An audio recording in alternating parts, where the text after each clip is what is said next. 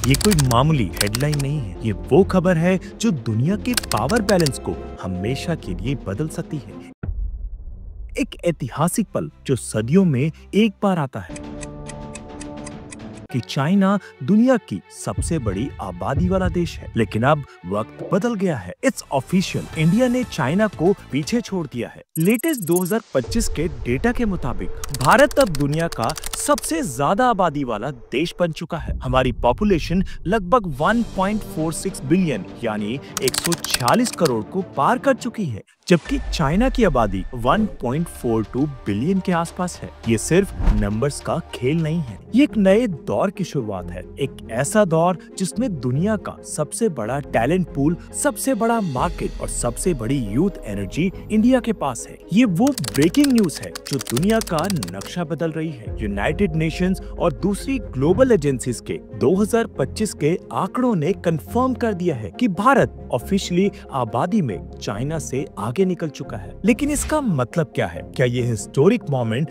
भारत को एक global super power बनाएगा, या फिर क्या ये हमारे देश के लिए सबसे बड़ी चुनौती, एक डेमोग्राफिक डिजास्टर बन जाएगा? इस सवाल का जवाब आसान नहीं है, क्योंकि इसके दोनों पहलू हैं। एक तरफ है सुनहरा मौका और दूसरी तरफ है एक बहुत बड़ी जिम्मेदारी। चलिए आज इस वीडियो में इन्हीं दोनों पहलुओं को डिकोड करते हैं डेटा और फैक्ट्स के साथ। तो सबसे पहले ये समझते हैं कि ये बदलाव आखिर हुआ क्यों। इसके पीछे दो देशों की बिल्कुल अलग अलग कहानियां हैं। पहले बात करते हैं चाइना की। दशकों तक चाइना ने अपनी आबादी कंट्रोल करने के लिए एक सख्त वन चाइल्ड पॉलिसी लागू की। इस पॉलिसी ने उनकी पॉपुलेशन ग्रोथ को तो रोक दिया, लेकिन इसका एक साइड इफेक्ट जिसे आज चाइना भुगत रहा है, एक तेजी से बूढ़ी होती आबादी। आज चाइना में एवरेज एज लगभग 40 साल है, जबकि इंडिया में ये सिर्फ 28 से 29 साल है। इसका मतलब है कि चाइना का एक बहुत बड़ा हिस्सा बूढ़ा हो रहा है, उनका वर्कफोर्स श्रिंक हो रहा है और उन पर अपने रिटायर्ड लोगों को सपोर्ट करने का बोझ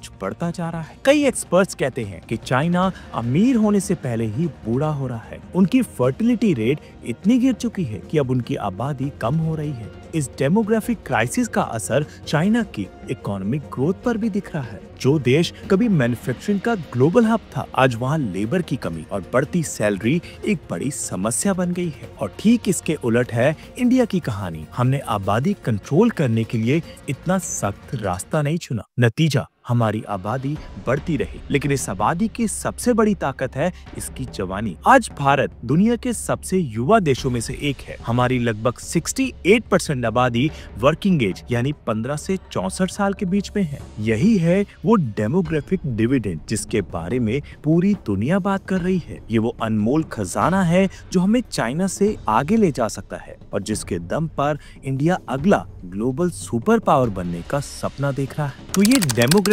डिविडेंड आखिर है क्या और ये इंडिया के लिए इतना बड़ा मौका क्यों है? आइए इसे आसान शब्दों में समझते हैं। सबसे पहले सोचिए द वर्ल्ड्स बिगेस्ट वर्कफोर्स के बारे में। जब आपके पास दुनिया की सबसे बड़ी यंग पॉपुलेशन हो तो आपके पास है दुनिया का सबसे बड़ा वर्कफोर्स। ये लोग सिर्फ काम नहीं करते बल्कि नए आइडियाज लाते हैं, इनोवेशन करते हैं और देश की इकोनॉमी को रफ्तार देते हैं। यही वजह है कि आज IMF जैसे बड़े इंस्टीट्यूशंस भी मान रहे हैं कि इंडिया दुनिया की सबसे तेजी से बढ़ने वाली मेजर इकोनॉमी है। 2025-26 के लिए इंडिया का GDP ग्रोथ प्रोजेक्शन 6.5% से 7% के बीच है, जबकि चाइना 4 to 5% पर स्ट्रगल कर रहा है। दूसरी बात, मैसिव कंज्यूमर मार्केट। जब करोड़ों युवा कमाते हैं तो वो खर्च भी करते हैं। मोबाइल फोन से लेकर गाड़ियों तक, घर से लेकर छुट्टियों तक, हर चीज की डिमांड बढ़ती है। ये इंडिया को दुनिया का सबसे अट्रैक्टिव मार्केट बनाता है। इसीलिए आज एप्पल से लेकर टेस्ला तक हर बड़ी कंपनी इंडिया आना चाहती है। फॉरेन डायरेक्ट इन्वेस्टमेंट यानी FDI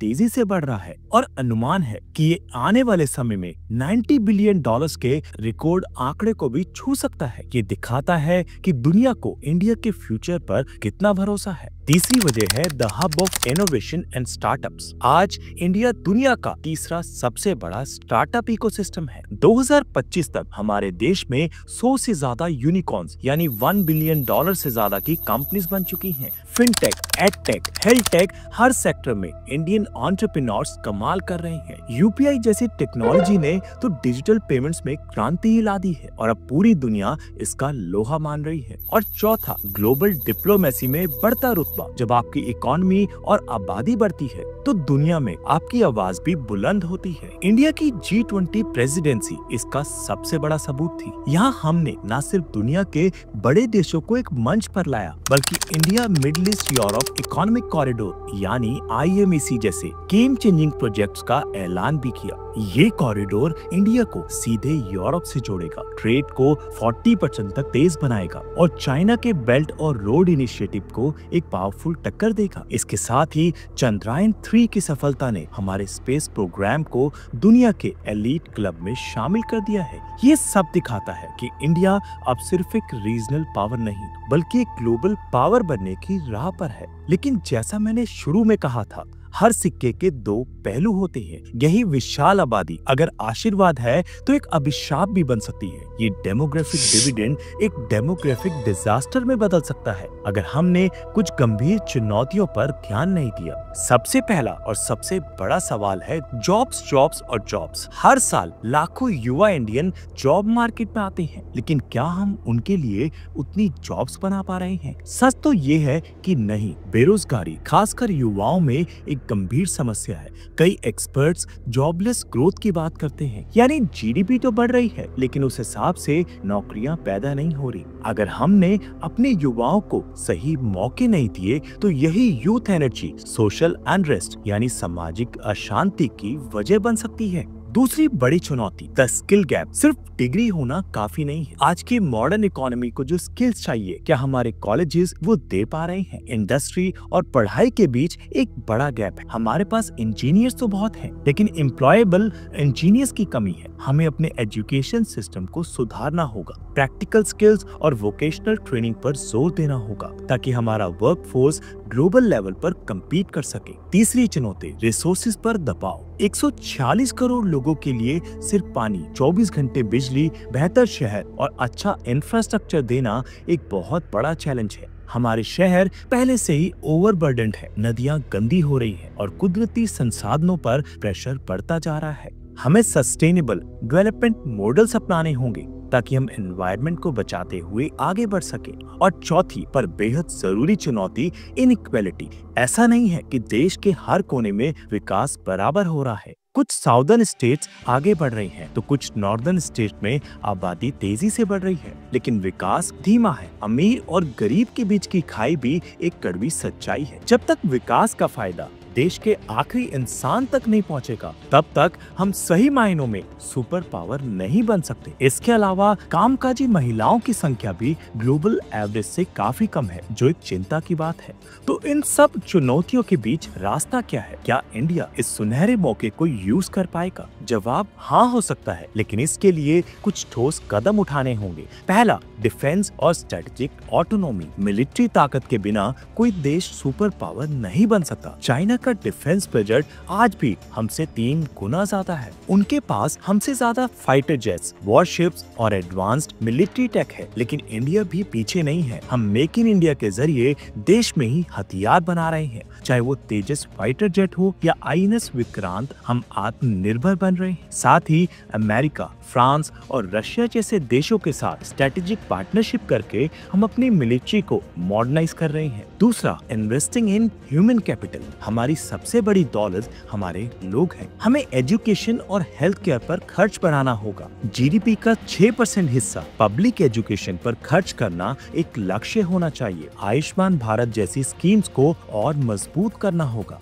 जब देश का हर बच्चा पढ़ा लिखा और हर नागरिक सेहतमंद होगा, तभी हम इस डेमोग्राफिक डिविडेंड का पूरा फायदा उठा पाएंगे। तीसरा, विजनरी गवर्नेंस एंड रिफॉर्म्स। सरकारी बाबूगिरी को कम करना, बिजनेस करने को आसान बनाना और लेबर लॉज में सुधार लाना बहुत जरूरी है। हमें ऐसी पॉलिसीज चाहिए जो मैन्युफैक्चरिंग को बढ़ावा दे, क्योंकि यही सेक्टर सबसे ज्यादा जॉब्स पैदा कर सकता है। हमें फ्यूचर टेक्नोलॉजीज जैसे AI, ग्रीन एनर्जी और सेमीकंडक्टर सेमीकंडक्टर मैन्युफैक्चरिंग में इन्वेस्ट करना होगा और IMEC जैसे प्रोजेक्ट्स को टाइम पर पूरा करना होगा ताकि उनका लाभ जल्द से जल्द मिलना शुरू हो। ये सारी बातें सुनकर आपको क्या लगता है? क्या इंडिया सच में 2025 में ग्लोबल सुपर पावर बनने की राह पर है, या हमारी चुनौतियां इतनी बड़ी हैं कि ये सपना बस एक सपना ही रह जाएगा? इंडिया की कौन सी चीज आपको सबसे ज्यादा प्राउड फील कराती है? हमारी यंग पॉपुलेशन, हमारी टेक इंडस्ट्री, या हमारी ग्लोबल डिप्लोमेसी? अपनी राय नीचे कमेंट्स में लिखकर जरूर बताएं। हम आपके हर कमेंट को पढ़ते हैं। अगर आपको ये डिटेल एनालिसिस पसंद आया हो तो इस वीडियो को लाइक करें और अपने दोस्तों और फैमिली के साथ शेयर करें। और ऐसे ही डेटा ड्रिवन वीडियोस के लिए फैक्ट टू विराट को सब्सक्राइब करना ना भूलें और बेल आइकन दबा दें ताकि आपको हमारे नए वीडियोस के अपडेट सबसे पहले मिले। तो इंडिया का दुनिया की सबसे बड़ी आबादी वाला देश बनना एक शुरुआत है, मंजिल नहीं। ये एक ऐतिहासिक मोड़ है जो हमें एक अनोखा मौका दे रहा है, लेकिन इस मौके को सच्चाई में बदलने की जिम्मेदारी हम सब पर है, सरकार पर, प्राइवेट कंपनीज पर और हम जैसे नागरिकों पर। चाइना को आबादी में पीछे छोड़ना आसान नहीं था और अगला सुपर पावर बनना उससे भी ज्यादा मुश्किल होगा, लेकिन 146 करोड़ लोगों की कलेक्टिव विल पावर, उनके सपनों और उनकी मेहनत में वो ताकत है जो किसी भी लक्ष्य को हासिल कर सकती है। अब देखना ये है कि क्या हम इस ताकत को सही दिशा दे पाते हैं या नहीं। 21वीं सदी की कहानी लिखी जा रही है और इस बार कलम इंडिया के हाथ में है। जय हिंद।